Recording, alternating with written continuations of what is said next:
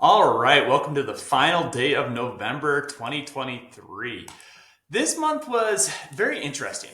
It was busy, as they all have been this year, but it was definitely a month kind of transition. And honestly, a lot has changed from last month. So, lots to get into. Let's limber up. Let's do this thing. So, we're going to be talking about this month. Real estate continues to perform very well. So we're going to look at some numbers there, even despite the headwinds. And there certainly has been some headwinds for the real estate market this year. So we talked about that a little bit. Voided another government shutdown. The ins and outs of that were really, really fascinating to me. So we'll take a look at that. Jobs figures have cooled down. Inflation figures have cooled down drastically as well. Great news for potentially mortgage rates. And you'll actually see that on here. Mortgage rates started the month around 7.875, almost 8%. Today, they've decreased all the way down to 7%. I know it's still really high relative to what we've seen the last couple of years, but it's great news for mortgage rates. And it really is on the heels of cooler jobs numbers and inflation figures, which we'll get into. And then on the horizon, we got one more Fed meeting. So what's the Fed likely to do there? Are they going to hike rates? Are they going to punt? There's a lot of changes that have been occurring on that front as well. So let's get into all of it. So let's start with the housing prices. So there's really two primary indices that economists look at when it comes to real estate appreciation. And there's a lot of different metrics. I mean, Zillow has their own figures. Black Knight has their own figures, a lot of different resources available, but the best two, somewhat objectively so, is Case-Shiller and then FHFA, which is Federal Housing Finance Agency. They go about it two slightly different ways, which I'll talk about in a second here.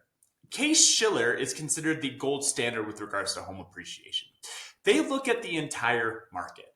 Cash sales, jumbo market, conforming market. They look at the entire thing.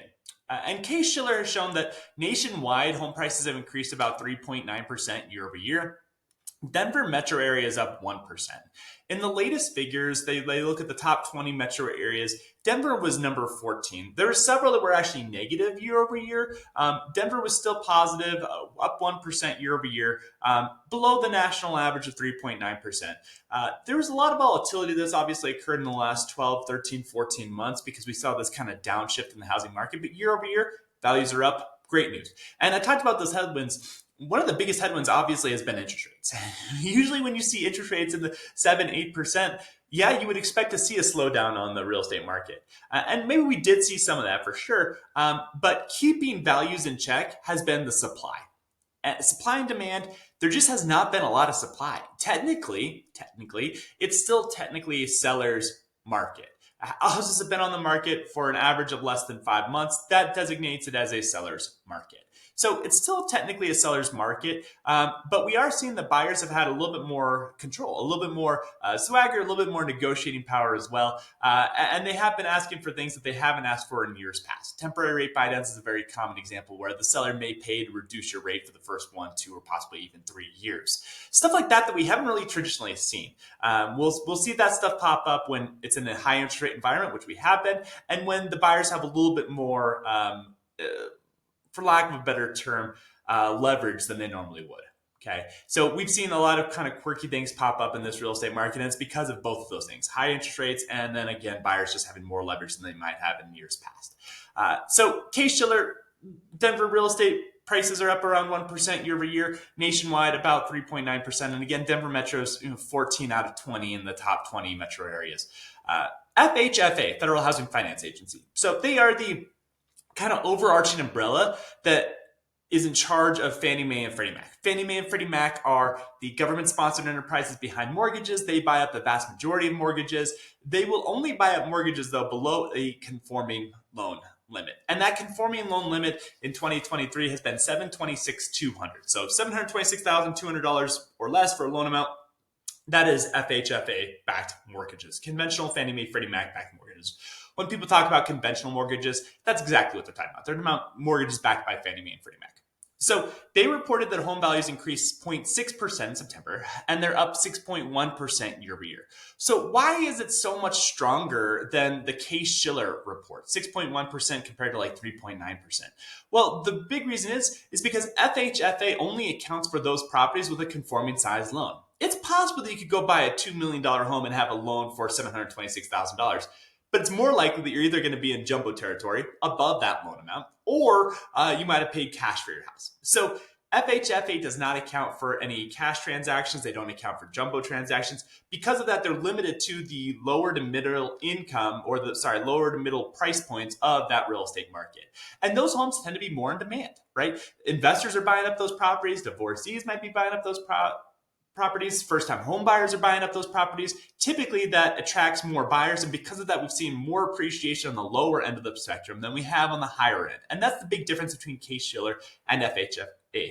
But the good news is both of these are positive. Everything's kind of moved in the right direction, despite the fact that rates have been high. That lack of supply has really kind of helped be supportive of home prices. And then also on top of that, builders are still playing catch up. They're still playing catch up. They have not caught up to the amount of the demand in the market. What we expect to happen is once rates come down a little bit further, you are going to have more demand.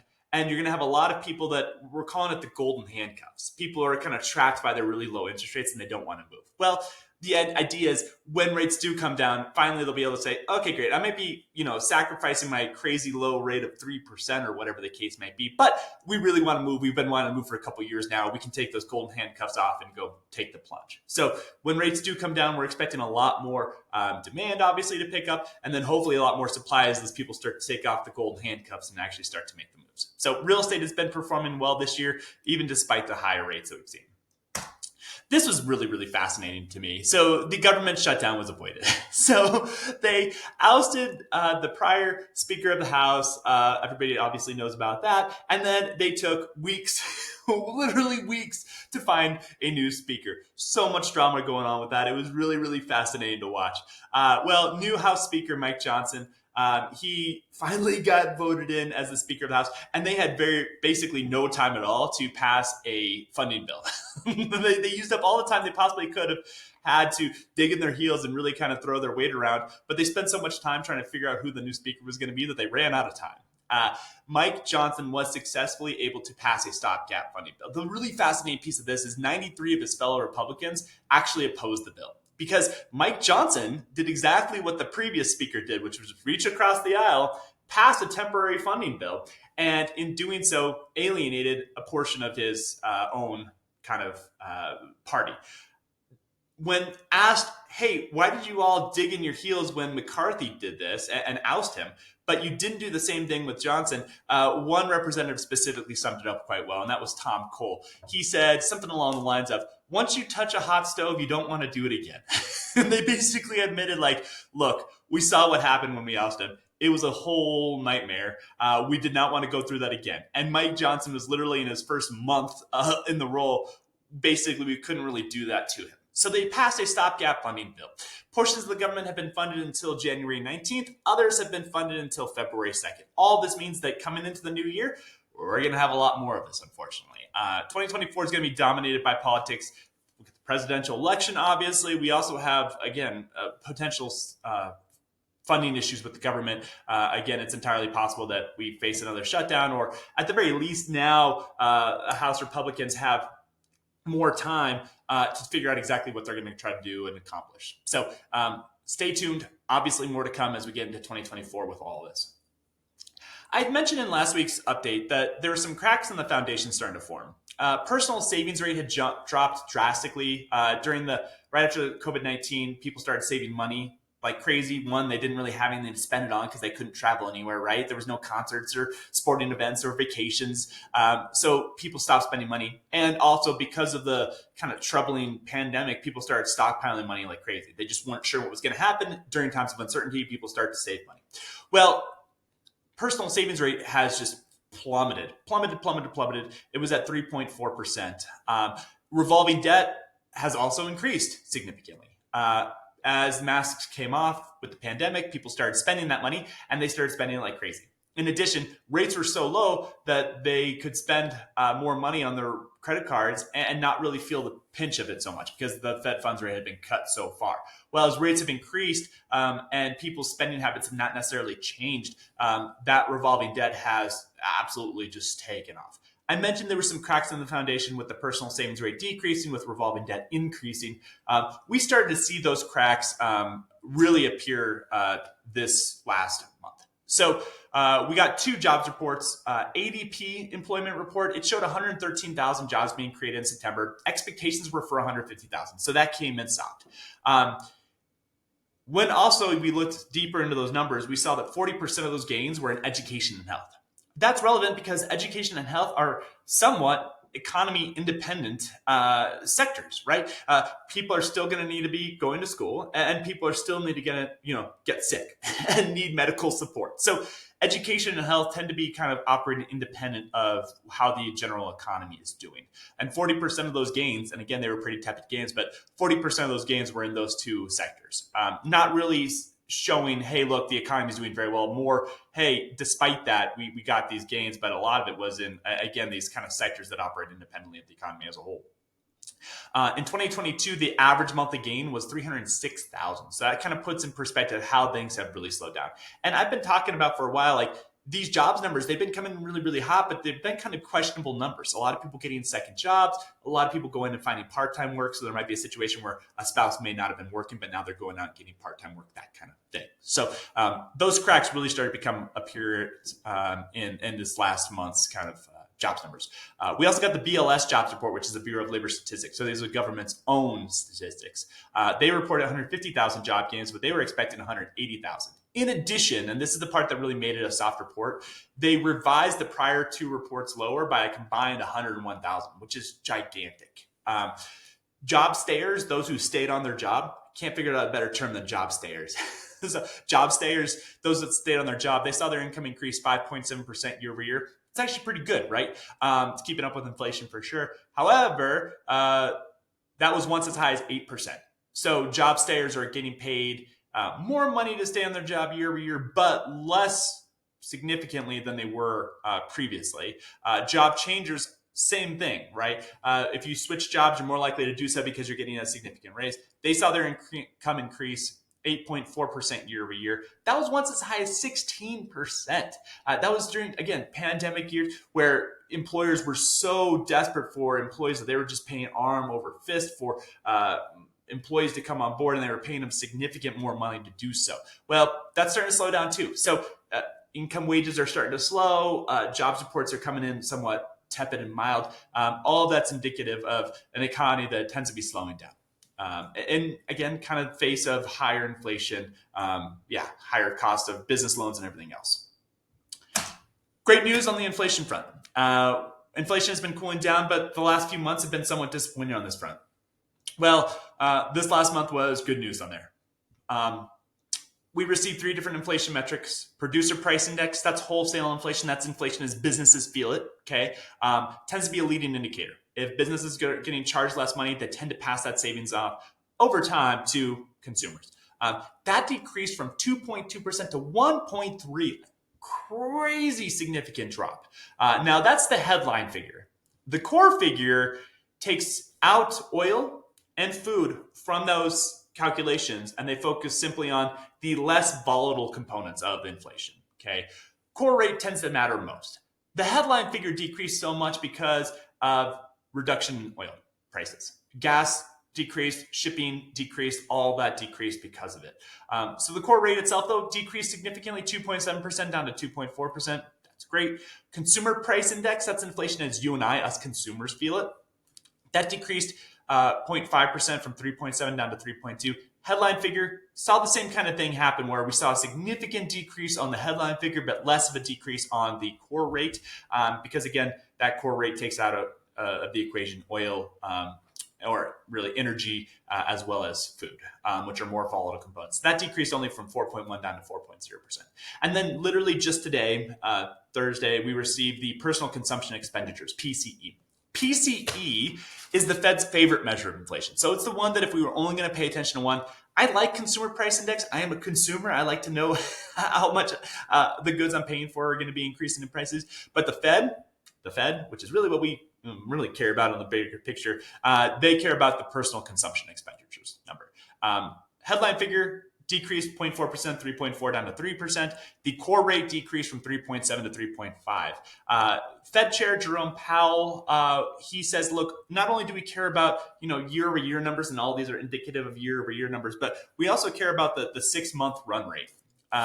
Basically, how have we been doing as of late? And the 6-month run rate is actually at 2.4%. So the Fed wants that to get all the way down to 2%, roughly around 2.4%. We're making great progress towards the Fed's goal of 2% inflation. Great news, great news, great news. And all of this speaks to the Fed basically has one meeting left this year. Okay, they've got one meeting left this year. And up to even a month or two ago, expectations were for one more Fed rate hike. And that was going to have to be in December because there was only one more meeting left. But now they're actually changing their outlook. It's very unlikely that the Fed's going to hike rates in their last meeting on December 13th. The markets are actually assuming not only no rate hikes, but they're actually starting to wonder, when is the next rate cut going to be? We've turned our attention from rate hikes to rate cuts. So much has changed in the last month. Inflation is cooling down.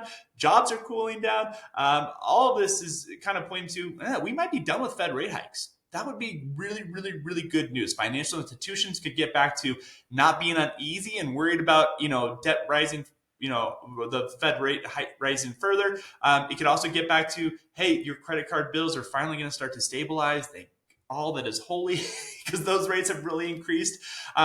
They're now factoring in there's a 33% chance of a rate cut in March, an 85% chance of the rate being cut in May. Now, these are all forward-looking. These are, the market's trying to predict where rates are going to go. But they're now actually trying to start to predict rate cuts on the horizon, which would be really, really good news for your credit card rates, your car loan rates. It would be bad news for your savings account rates, but it'd be good news for everything else. Next month, not only do we have the final Fed meeting, we're getting updated inflation figures in the middle of the month. And then we're going to have continual focus on the jobs reports. Next week is jobs week.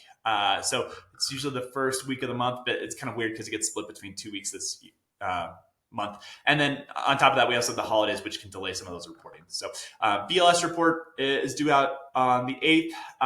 ADP report is due out on the 6th. And then JOLT report, which is job openings and labor turnover survey, that's due out on the 5th. So jobs week next week, a lot of focus is going to be on those. We're also going to start to pay attention to company earnings as we get into 2024. How did the companies perform during the busier holiday season, and whether or not that might have been a little bit less hot as it has been in years past.